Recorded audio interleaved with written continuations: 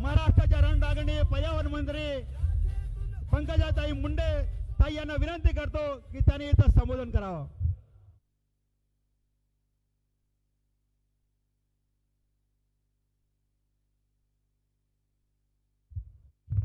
आज नांदेड वाघाळा महानगरपालिकेच्या निवडणुकीच्या प्रचाराच्या निमित्ताने या भव्य प्रचार सभेला संबोधित करण्यासाठी आपल्यामध्ये उपस्थित राहिलेले या राज्याचे अत्यंत कर्तृत्ववान, कष्टाळू आणि कधी न सुट्टी घेता सतत राज्याच्या विकासासाठी काम करत असणारे मुख्यमंत्री सन्माननीय देवेंद्रजी फडणवीस मंचावर उपस्थित या निवडणुकीचं स्वतः प्रत्येक गोष्टीचं संचालन करत असून एक पालकत्व ज्यांनी स्वीकारलंय, ज्यांचा प्रदीर्घ अनुभव आहे, ते अशोकरावजी चव्हाण, आमच्या राज्यसभेचे खासदार, अत्यंत तळमळीने भारतीय जनता पार्टीचा समन्वय जुन्या आणि नव्या अशा कार्यकर्त्यांचा करत असणारे डॉक्टर अजित गोपचेडेजी, मंचावर उपस्थित आमचे जिल्ह्याचे अध्यक्ष राजूरकरजी, आमदार जितेश अंतरपूरकरजी, आमचे आमदार आणि अत्यंत युवा कार्यकर्त्या श्रीजया चव्हाण, आमदार तुषार राठोड, आमदार भीमराव केराम, बीपी सावंत माजी मंत्री, मंचावर उपस्थित राम पाटील रातोळीकर, संतुकरावजी हंबर्डे, चेतन बापू देशमुख, सर्व मान्यवर, कारण मुख्यमंत्री महोदयाचं संबोधन आपल्याला ऐकायचं आहे. आणि मला खरं तर सन्माननीय अशोकरावजी चव्हाण यांचं भाषण हे मोठं होतं, विस्तृत होतं, पूर्ण नांदेडच्या भूत भविष्याचा वर्तमानाचा वेध घेणार होतं, म्हणून त्यांना पूर्ण वेळ मिळावा यासाठी त्यांचं भाषण ठेवलं होतं. मला मुख्यमंत्र्यांचे आणि माझ्या अनेक सभा असल्यामुळे त्यांना माहिती की कमी वेळात मी बोलू शकेन, तर मी फार वेळ घेणार नाही. या नांदेडचा प्रभारी म्हणून मला जबाबदारी दिलेली आहे. नांदेडच्या प्रचाराला मी अनेक वेळा आले, पण प्रभारी म्हणून निवडणुकीच्या या सामोरं जात असताना आणि आमचे बावनकुळे साहेब, स्वतः मुख्यमंत्री, स्वतः आमचे राज्याचे अध्यक्ष रवीजी यांनी स्वतः जातीने लक्ष या निवडणुकीमध्ये घातलेलं आहे. मला पूर्ण विश्वास आहे की येणाऱ्या 15 तारखेला आपण कमळाच्या फुलासमोरचं बटन दाबून मोठ्या प्रचंड मताने भारतीय जनता पार्टीचा विजय या महानगरपालिकेच्या निवडणुकीमध्ये करणार आहात. याचं कारण मला असं वाटतं की बऱ्याच वेळा निवडणुकीमध्ये आपण जाहीरनामा बघतो, म्हणजे एखादी गोष्ट जाहीर करणं, ती जाहीर केलेली होईलच अशी कुठली शाश्वती नसते. बऱ्याच वेळा आपण वचननामा देखील बघतो, पण वचन सुद्धा कधी कधी पूर्ण करणं शक्य नाही, खोटी वचनं सुद्धा दिली जातात. पण मला आज आनंद वाटतो की या नांदेडमध्ये आम्ही संकल्पनामा केलेला आहे आणि संकल्प हा अत्यंत पवित्र शब्द आहे. आणि जेव्हा एखादा संकल्प आपण घेतो तर तो सिद्धीकडे नेण्यासाठी आपण सदैव प्रयत्न करत असतो. हा संकल्पनाम्याचा एक एक पान जेव्हा ओलांडत असू, आज मुख्यमंत्री महोदय त्याच्यावर प्रकाश टाकतील, प्रत्येक शब्द हा पूर्ण केलेला आहे. एखादा भूमिपूजन केलंय तर त्याचं लोकार्पण केलंय, महामानवाच्या पुतळ्याचं, एखाद्या मोठ्या आपल्या आदर्श असणाऱ्या व्यक्तिमत्वाच्या पुतळ्याचं लोकार्पण केलेलं आहे. पूर्ण संपूर्ण नांदेडला विकासाच्या एका गडीमध्ये बांधण्याचं काम या माध्यमातून करण्याचा संकल्प घेतलेला आहे. मी एवढंच सांगेन, माझी तेवढी व्याप्ती नाही, पण प्रभारी म्हणून केवळ निवडणूक झाल्यानंतर इथलं नातं न तुटू देता या संकल्पनाम्यातला प्रत्येक शब्द पूर्ण करण्यासाठी माझ्या मंत्रालयातून मुख्यमंत्री महोदयांकडनं इतर मंत्रालयाकडं जे कोऑर्डिनेशन करता येईल ते आम्ही नक्की करू आणि या नांदेडच्या विकासाचं स्वप्न हे पूर्ण केल्याशिवाय राहणार नाही. मला एवढंच सांगायचं आहे, विकास कसा असावा, तो एका संस्कारक्षम अशा विचारातून आलेला असावा. भारतीय जनता पार्टी ही अशी एक शक्ती आहे, ती भ्रष्टाचाराच्या आणि अत्यंत मागासलेपणाच्या चिखलामधून एक कमळ उभा राहिलेला आहे आणि तो आपल्याला भविष्याचं सुंदर स्वप्न दाखवत आहे. असं आहे भारतीय जनता पार्टीचं प्रतीक. कमळावर महालक्ष्मी विराजमान असते, त्यामुळे भारतीय जनता पार्टीचं कमळ आलं की या देशामध्ये महालक्ष्मी विराजमान होते. पण या देशाकडे जर कोणी वाकडी नजर करून पाहिलं तर महाकालीचं रूप सुद्धा घेतल्याशिवाय राहत नाही. अशा आमच्या या सत्तेचं केंद्र आहे. आमचे प्रधानमंत्री नरेंद्र मोदी तिसऱ्यांदा प्रधानमंत्री झाले आणि आमचे देवेंद्रजी फडणवीस देखील तिसऱ्यांदा मुख्यमंत्री म्हणून या राज्यामध्ये आले. ही सोपी गोष्ट नाही बांधू आणि भगिनींनो, ही सोपी गोष्ट नाही. या देशामध्ये कोणाला नाही सुचलं की महिलेची कुचंबणा होते म्हणून शौचालय बांधले पाहिजे आणि स्वच्छता अभियान केलं पाहिजे. ते मोदीजींना सुचलं. या देशामध्ये महिलेला चुलीपासून गॅस समोर उभा राहण्याचं काम कोणी केलं असेल तर मोदीजींनी केलेलं आहे. या साध्या साध्या गोष्टी, साध्या परिस्थितीत जन्मलेला, साध्या परिस्थितीत राहिलेला व्यक्ती जेव्हा देशाकडे पाहतो, या देशाच्या विकासाकडे पाहतो, तेव्हा साध्या माणसाचे अश्रू पुसण्याचं त्यांचं स्वप्न असतं. त्यांच्याच संस्कारात काम करत असणारे देवेंद्रजी फडणवीस यांनी सुद्धा तेच केलेलं आहे. तुम्ही सर्व इथं मोठ्या संख्येने आलेला आहात. लाडक्या बहिणींनो, लाडक्या बहिणी आल्या की नाही? आता मला सांगा, तुम्ही लाडक्या बहिणी कुणाच्या आहेत? कुणाच्या आहेत? जरा जोरात, अजून जोरात. देवा भाऊंच्या लाडक्या बहिणी आहेत. एखादी बहीण जेव्हा सांगते सासरी माझ्या भावाला सांगेन, फार फरक पडत नाही, पण आता पडतो. कारण ही बहीण साधी सुधी नाही, मुख्यमंत्र्यांची बहीण आहे, देवा भाऊंची बहीण आहे. आणि त्याच्यामुळे तुम्ही एक काम करा, संकल्प करा. 15 तारखेला मतदान आहे. सकाळी उठा, स्नान करा, देवाची पूजा करा आणि आपल्या घरच्यांना सगळ्यांना चांगला दरडावून सांगा. कारण आपल्या माहेरच्या माणसाला कोण नाव ठेवलेलं आपल्याला आवडतं का? आवडतं का? आपण ऐकून घेतो का? तर आमचे देवा भाऊ यांची सत्ता आहे, ते मुख्यमंत्री आहेत आणि त्यांच्या नेतृत्वाखाली नांदेडची महानगरपालिका आणायची आहे. घरच्यांना सगळ्यांना सांगा, उठा, जाऊन सकाळी पहिले मतदान करा, त्याच्याशिवाय नाश्ताच देऊ नका. माझ्या भावाला म्हणजे कमळाला मतदान केल्याशिवाय नाश्ता मिळणार नाही. अजिबात तुम्ही आज हा संकल्प घेऊन इथे जा आणि हा संकल्पनामा पूर्ण करण्याचं दायित्व हे तुम्हाला लाडक्या बहिणींवर आहे. आज देवेंद्रजी फडणवीस यांनी विकासची परिसीमा एक केलेली आहे. विकास जो आपल्या विचाराच्या बाहेर आहे, मग ते मेट्रो शहरं असतील, मध्यम शहरं असतील, लहान शहरं असतील, ग्रामपंचायती असतील, या प्रत्येक गोष्टीला सदैव तासन तास बैठका घेऊन आराखडा तयार करून विकास करण्याचं काम ते करत आहेत. हे सोपं नाही आहे. आपण जर दिवसातून 3 वेळा जेवतो, 2-2 पोळ्या 3 वेळा मिळून खाल्ल्या तर 6 पोळ्या दिवसात खातो.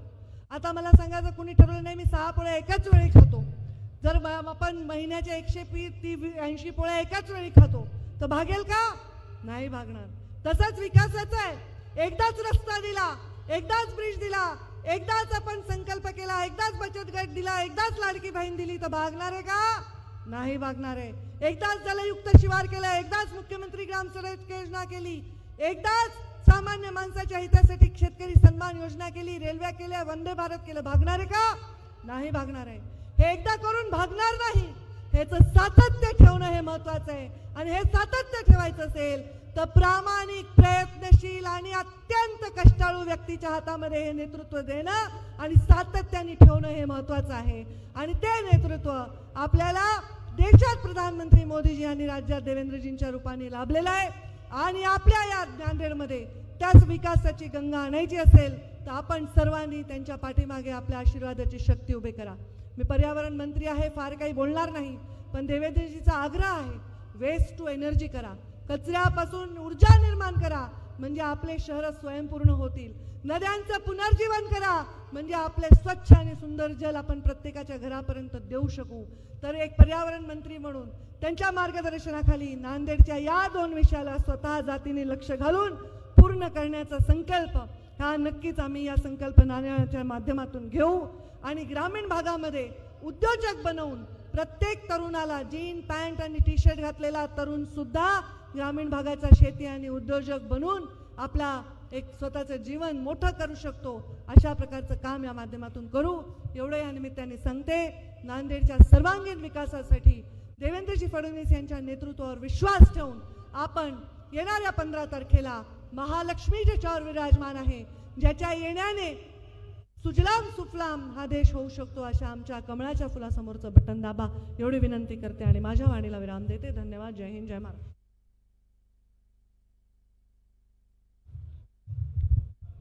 धन्यवाद ताई. सर्वात आधी आपण सकाळी पूजा करून नाश्ता न करता मतदान करण्याचं आवाहन ताईनं केलेलं आहे.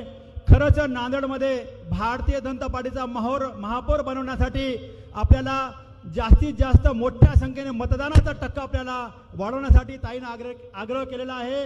मी आपल्या महाराष्ट्राचे लाडके नेते विकास पुरुष आदरणीय देवाभाऊच्या नेतृत्वामध्ये महाराष्ट्र देशामध्ये सर्वात जास्त विकास कामे महाराष्ट्रामध्ये होत आहेत।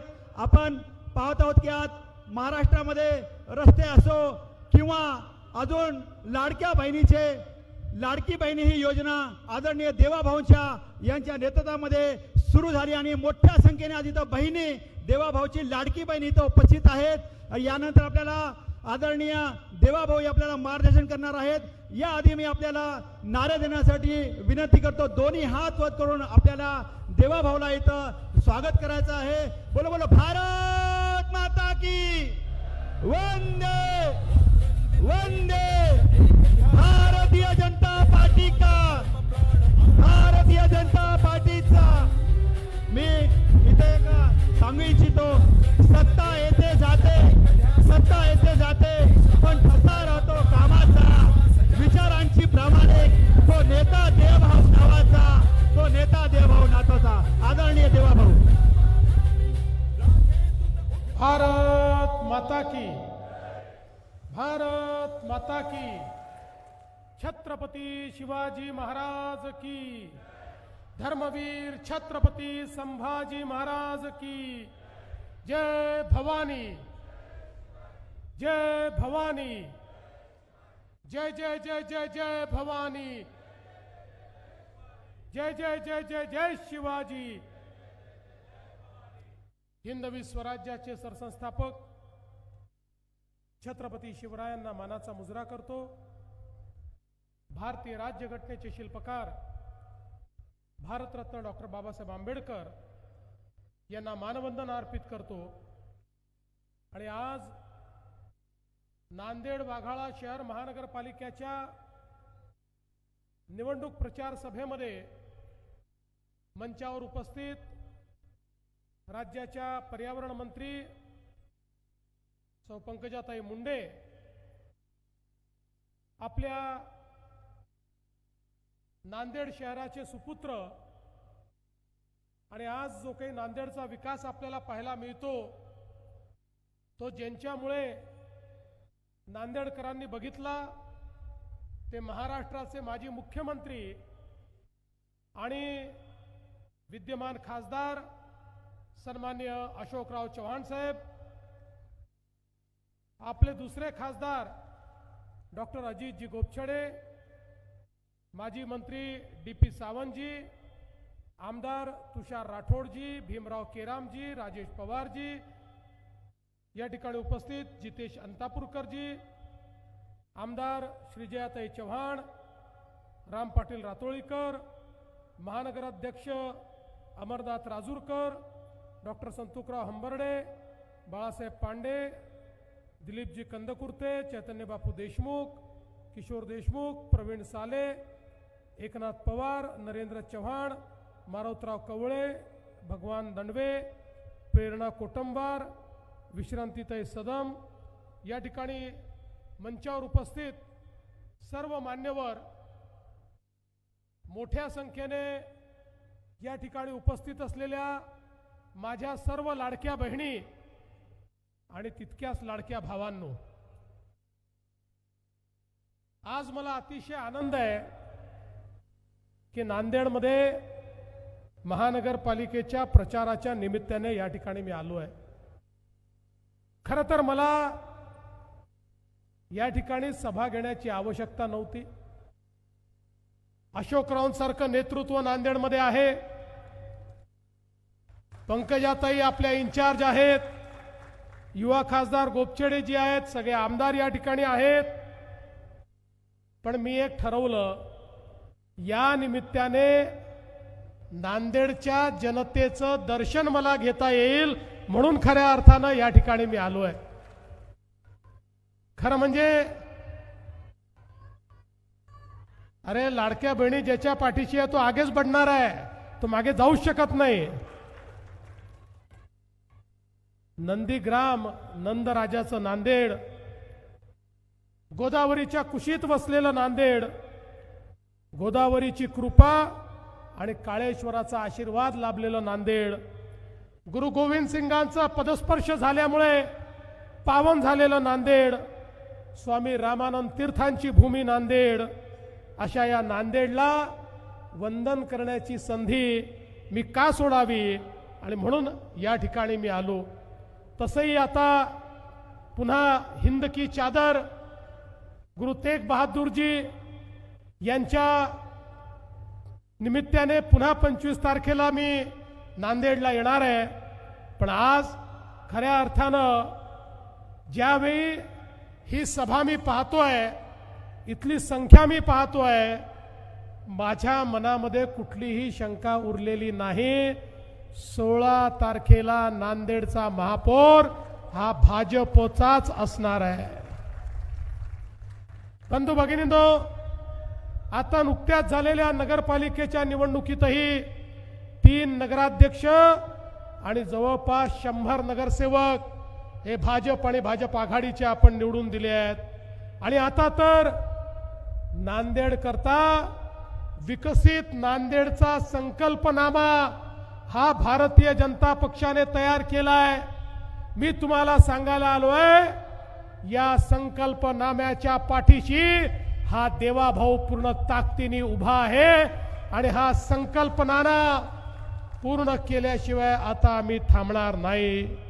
बंधू भगिनींनो, खऱ्या अर्थानं आपण जर बघितलं तर या देशामध्ये जवळपास 70 वर्ष एक संकल्पना होती. ती संकल्पना काही चुकीची नव्हती, पण संकल्पना अशी होती, भारत गावात राहतो, गावाचा विकास म्हणजेच देशाचा विकास. पण 70 वर्ष आमच्या राज्यकर्त्यांना शहरांचा विसर पडला, शहरात लोक राहतात याचाही विसर पडला आणि त्यामुळे शहरांकरता कुठल्याही योजना आपल्या देशामध्ये तयारच झाल्या नाहीत. आपल्याला कल्पना आहे, नांदेड सारख्या शहरामध्ये मोठ्या प्रमाणात गावातनं लोक आली, अन्न वस्त्र निवारा, शिक्षण आरोग्य रोजगार याच्या संधी या शहरामध्ये होत्या. त्यामुळे गावातनं लोक शहरामध्ये यायला लागले, शहराचा विस्तार वाढायला लागला. पण नियोजन मात्र कुठेही नव्हतं.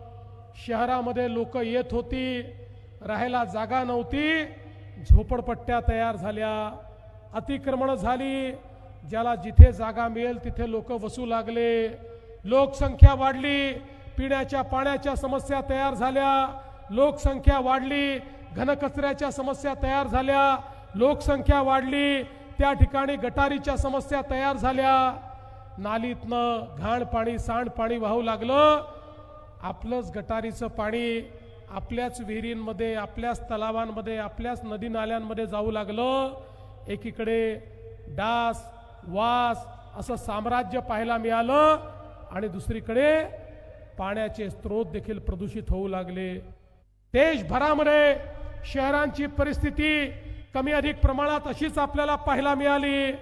काही मुंबईसारखे पुण्यासारखे 2-4 बोटावर मोजण्या इतके शहरं सोडले तर इतर शहरांमध्ये अनेक अडचणींचा सामना लोकांना करावा लागत होता. पण बंधू भगिनींनो, 2014 साली देशामध्ये माननीय प्रधानमंत्री नरेंद्र मोदीजी निवडून आले आणि मोदीजींनी प्रधानमंत्री झाल्यानंतर सांगितलं, भारत जसा गावात राहतो तसा भारत शहरामध्ये देखील राहतो. शहरामध्ये जे गरीब राहतात, जे मध्यमवर्गीय राहतात, त्यांच्याकरता व्यवस्था करणं गरजेचं आहे. मोदीजींनी सांगितलं, अन्न वस्त्र निवारा, शिक्षण आरोग्य रोजगार मनोरंजन या सगळ्या गोष्टींकरता शहराकडे मोठा ओढा असतो. आमची शहरं विकासाची केंद्र आहेत. देशाच्या GDPच्या 65% GDP हा शहरांमध्ये तयार होतो. वस्तू आणि सेवांची निर्मिती ही शहरांमध्ये होते, रोजगाराची निर्मिती ही शहरांमध्ये होते, मोठ्या शैक्षणिक संस्था या शहरामध्ये असतात. आणि म्हणून मोदीजींनी सांगितलं, शहरांचा विकास झाला पाहिजे. आणि पहिल्यांदा मोदीजींच्या नेतृत्वात हजारो कोटी रुपये हे शहराच्या विकासाकरता मिळणं सुरू झालं. या देशामध्ये पहिल्यांदा मोदीजींनी शहराकरता योजना सुरू केल्या. मग त्यामध्ये आपल्याला कल्पना आहे स्मार्ट सिटीची योजना, अमृत शहरांची योजना, स्वच्छ भारत शहरी मिशन, प्रधानमंत्री आवास योजना शहरी मिशन, अशा प्रकारचे अनेक मिशन या ठिकाणी सुरू झाले. आणि कधी नव्हे तेवढा पैसा शहरांच्या विकासाकरता मोदीजींनी दिल्लीहून देणं सुरू केलं आणि शहर बदलू लागली. आपण बघा नांदेड सारख्या शहरालाही अशोकरावांनी ज्यावेळी गुरुतागद्दी होतं त्यावेळी मोठ्या प्रमाणात निधी आणला. नांदेडमध्ये त्या काळामध्ये कामं झाली. पण त्याआधी किंवा त्यानंतर ज्या प्रमाणात सरकारने पैसा दिला पाहिजे तो पैसा कधी मिळाला नाही, कारण त्या प्रकारची भूमिकाच नव्हती. पण ती भूमिका 2014 नंतर बदलली. आता आपल्याकडे हजारो कोटी रुपये हे या वेगवेगळ्या शहरांच्या विकासाकरता येत आहेत. मोदीजींनी सांगितलं शहरामध्ये राहणारे जे गरीब आहेत, झोपडपट्टीवासी आहेत, जे अतिक्रमणधारक आहेत, या सगळ्यांना पक्कं घर द्या. प्रधानमंत्री आवास योजनेतनं प्रत्येकाला घर देण्याचा निर्णय झाला. पण लक्षात आलं घर तर मोदीजींनी दिलंय पण लोकांजवळ जागाच नाही. कारण ज्या जागेवर ते बसले आहेत त्याला अतिक्रमण म्हटलं जातं.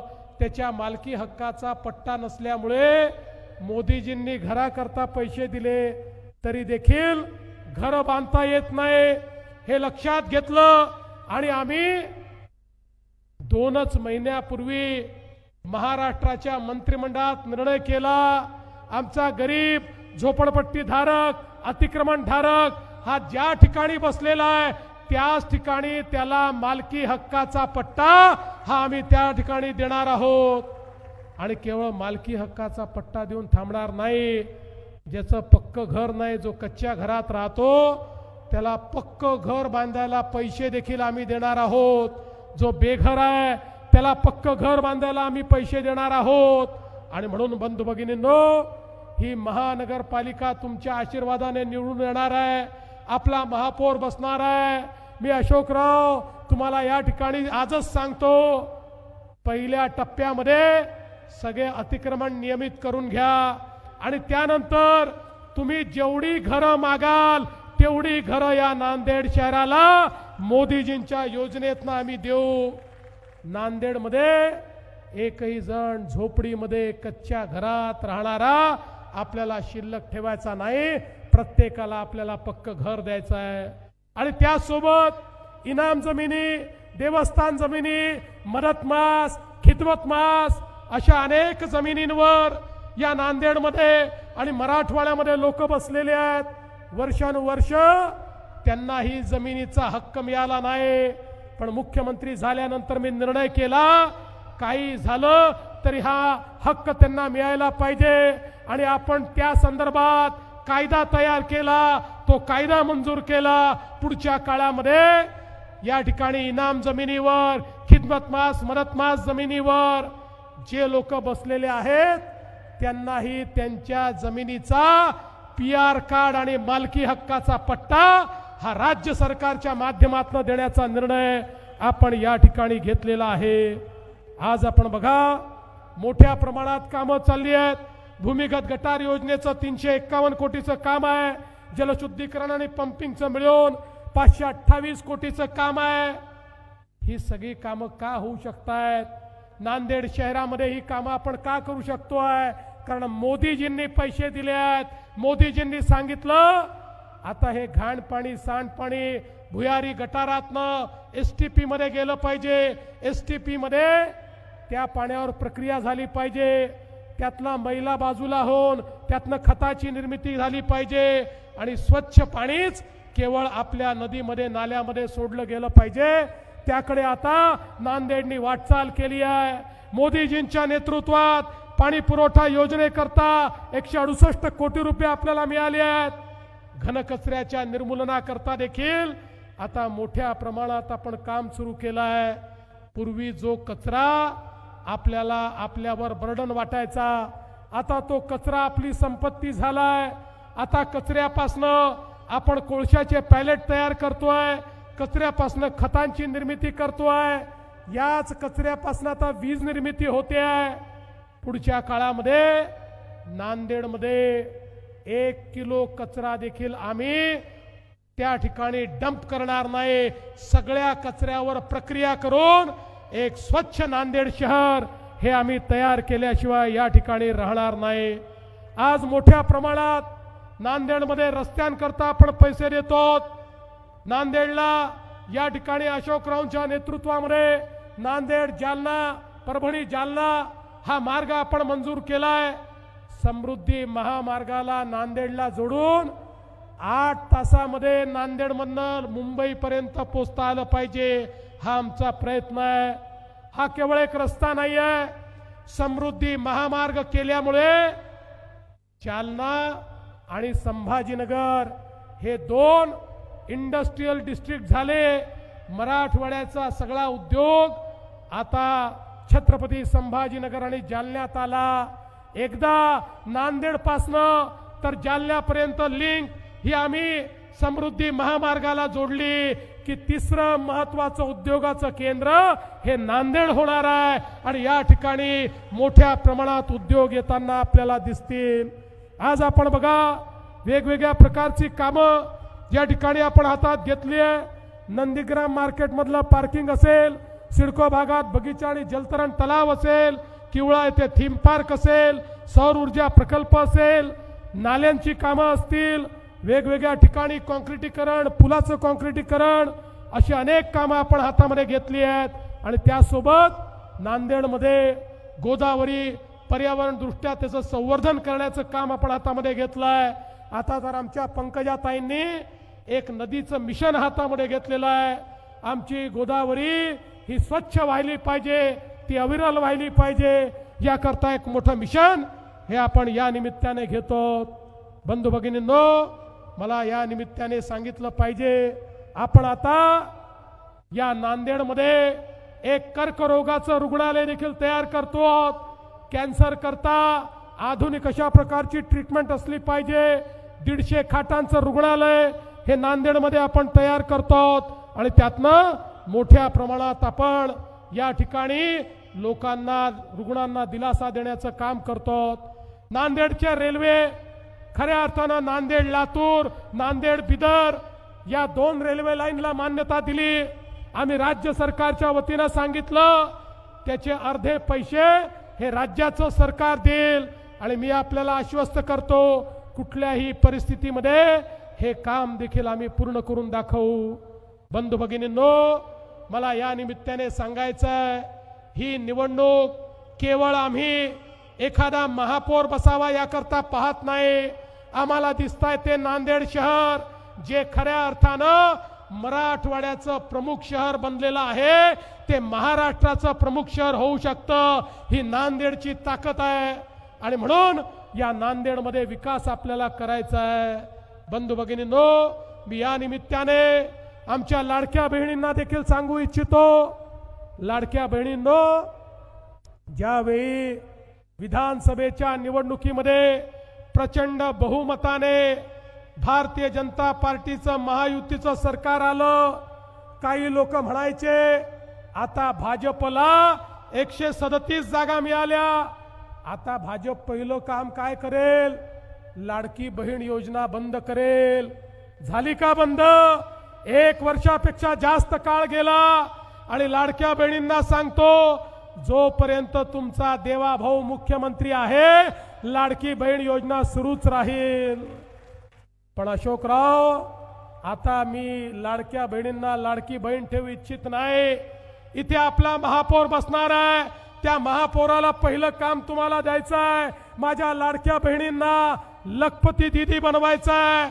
लाडक्या बहिणी या लखपती दीदी झाल्या पाहिजे. मी या वेळेस नंतर नांदेडला जेव्हा येईल त्यावेळेस आढावा घेईल, कारण महाराष्ट्रामध्ये 50 लाख माझ्या लाडक्या बहिणी या लखपती दीदी झाल्या आहेत. यावर्षी 1 कोटीपर्यंत आकडा पोहोचणार आहे. त्यामध्ये पहिला नंबर माझ्या नांदेडच्या लाडक्या बहिणींचा असला पाहिजे. माझ्या नांदेडच्या लाडक्या बहिणी या त्या ठिकाणी लखपती दीदी झाल्या पाहिजे. आणि म्हणून बंधू भगिनींनो, या नांदेडला स्मार्ट सिटी, या नांदेडला सेफ सिटी या दृष्टीनं पुढची वाटचाल आपल्याला करायची आहे. आणि म्हणून मी आपल्याला एवढीच विनंती करतो, येत्या 15 तारखेला या निवडणुकीच्या निमित्ताने आपल्याला पुन्हा एकदा या नांदेडमध्ये अशोकरावांच्या नेतृत्वात एक मोठं कार्य करून दाखवायचंय. 15 तारखेला मतदानाला गेल्यानंतर ज्या ठिकाणी कमळ दिसेल तिथली बटन आपल्याला दाबायची आहे. मी तुम्हाला आश्वस्त करण्याकरता आलो आहे. 15 तारखेला कमळाची काळजी तुम्ही घ्या. 16 तारखेपासनं 5 वर्ष तुमची काळजी आम्ही घेऊ, हा विश्वास तुम्हाला मी देतो. आणि पुन्हा एकदा या नांदेडच्या विकासाचा संकल्प या ठिकाणी करून माझे 2 शब्द संपवतो. धन्यवाद. जय हिंद, जय महाराष्ट्र.